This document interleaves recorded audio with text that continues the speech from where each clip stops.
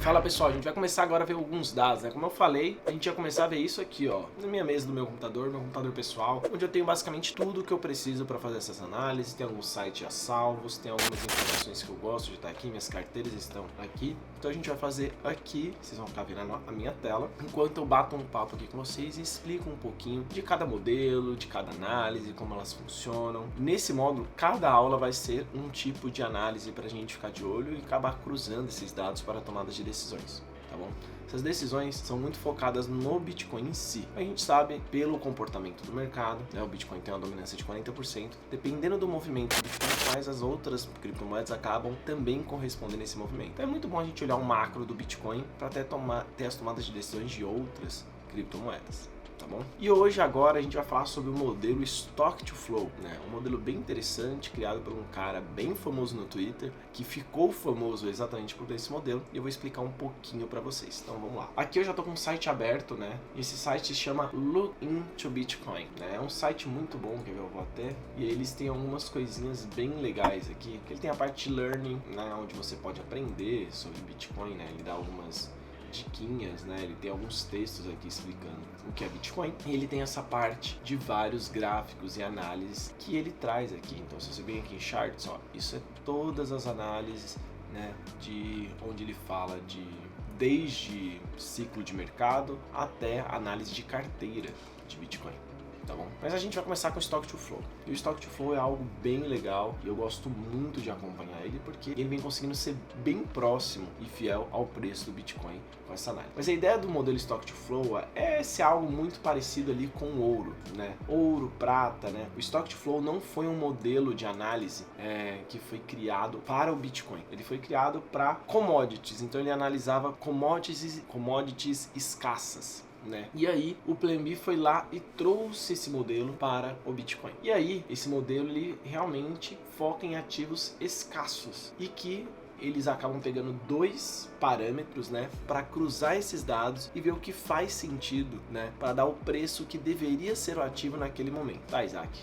Ficou um pouco confuso? Eu vou explicar. É basicamente, se você pegar aqui no caso, né, o estoque, que é a quantidade de bitcoins que já foram minerados, que estão no mercado, e o flow, que basicamente é o quanto que entra de bitcoin, de novos bitcoins ali a cada momento. Então você pega um e o outro, que como ele é um ativo muito escasso, né, então você pega a quantidade que já tem aqui, né, e você tem a quantidade que vai estar sendo criada a todo momento, que no caso do bitcoin é a cada 10 minutos. Aqui embaixo ele tem uma pequena explicação de como que é isso e como que ele faz esse cálculo acontecer. E isso aqui está exemplificado nesse gráfico, onde essa linha vinho aqui que vocês estão vendo, é a linha do que deveria ser o preço do Bitcoin nesse momento, exatamente pegando o estoque dividido pelo flow, né, nos últimos 365 dias. Então você vai ver aqui, ó, ela começa aqui em 2011, ela vem subindo, né, e aí você vê que esses pontinhos aqui, ó, coloridos, né, é exatamente o preço do Bitcoin nesses períodos. E você vê como que ele vem respeitando, lógico,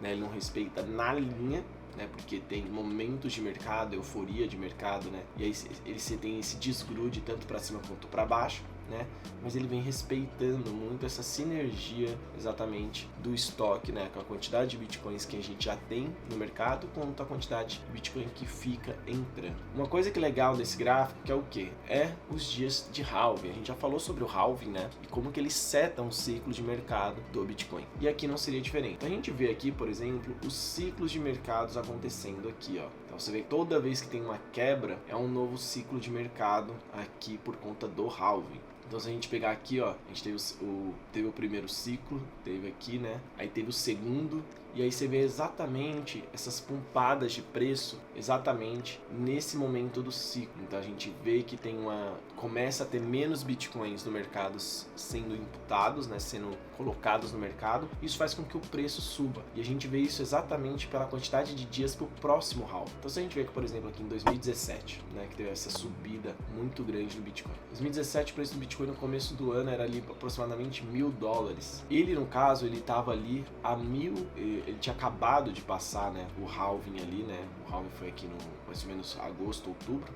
O halving foi mais ou menos aqui em junho, julho, né? Foi aqui nessa região. E aí a gente viu o preço disparando, né? Exatamente nesses primeiros momentos, até que ele chega aqui nessa altura, né? Aqui de máxima histórica, muito parecido com o que aconteceu no ciclo anterior, que aqui foi em novembro, aqui foi em dezembro. E aí depois, quando os dias vão se aproximando do halving, né, no caso, ele vem decaindo de novo. Normalmente ele tem uma correção, ele fica abaixo do stock to flow em um determinado período, né?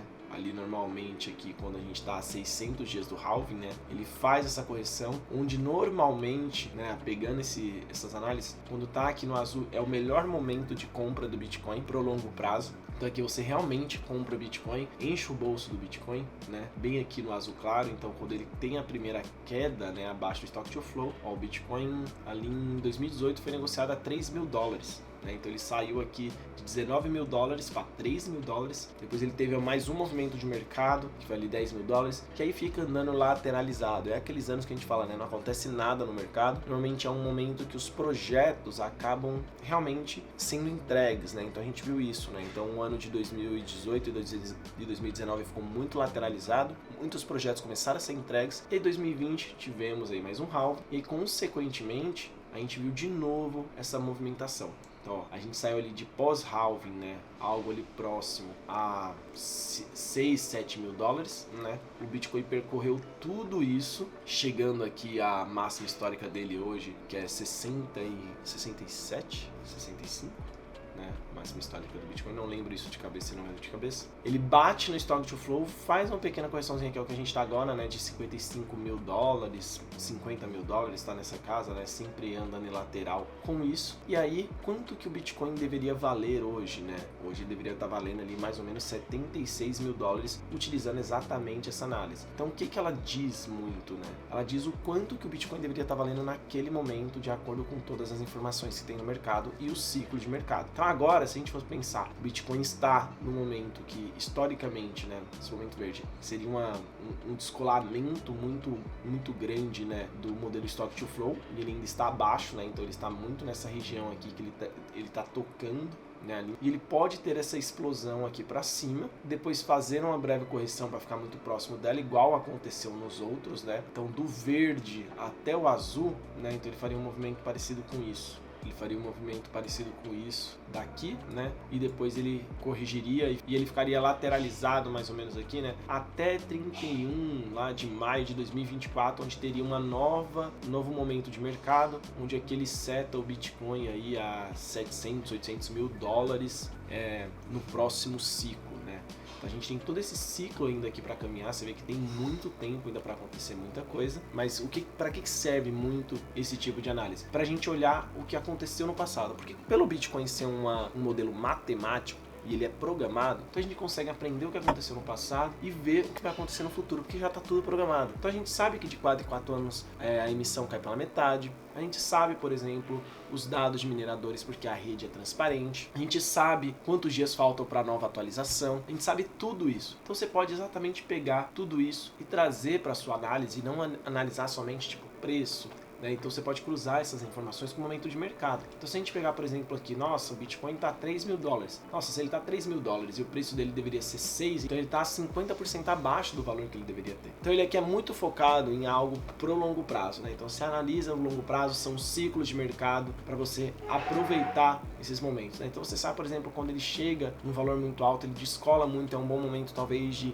vender, né? Colocar um pouco de lucro no bolso, se você está operando dessa maneira, né? Então você vai para recomprar um pouco mais embaixo, às vezes não é lucro, é só para você ter mais bitcoins, né? Então aproveitar esses momentos de mercado para ter mais bitcoins. Então isso tudo são estratégias que você utiliza utilizando esses dados, né? Então, por exemplo, esse é um dado que eu gosto muito de olhar e analisar pro longo prazo. Então sempre que o Bitcoin está um pouco acima daqui, é um bom momento de vender, porque tipo, né, ele está valendo mais do que uma conta simples que foi utilizada para ouro e para prata. Se ele está abaixo, nossa, faz sentido comprar mais um pouco, porque ele está mais barato do que o mercado deveria estar cobrando. Então essa é um pouco da sinergia do Stock to Flow. Gostaram? É bem legal, viu? Eu gosto bastante. Recomendo vocês começarem a olhar um pouco dele aqui para tomadas de decisões de longo prazo.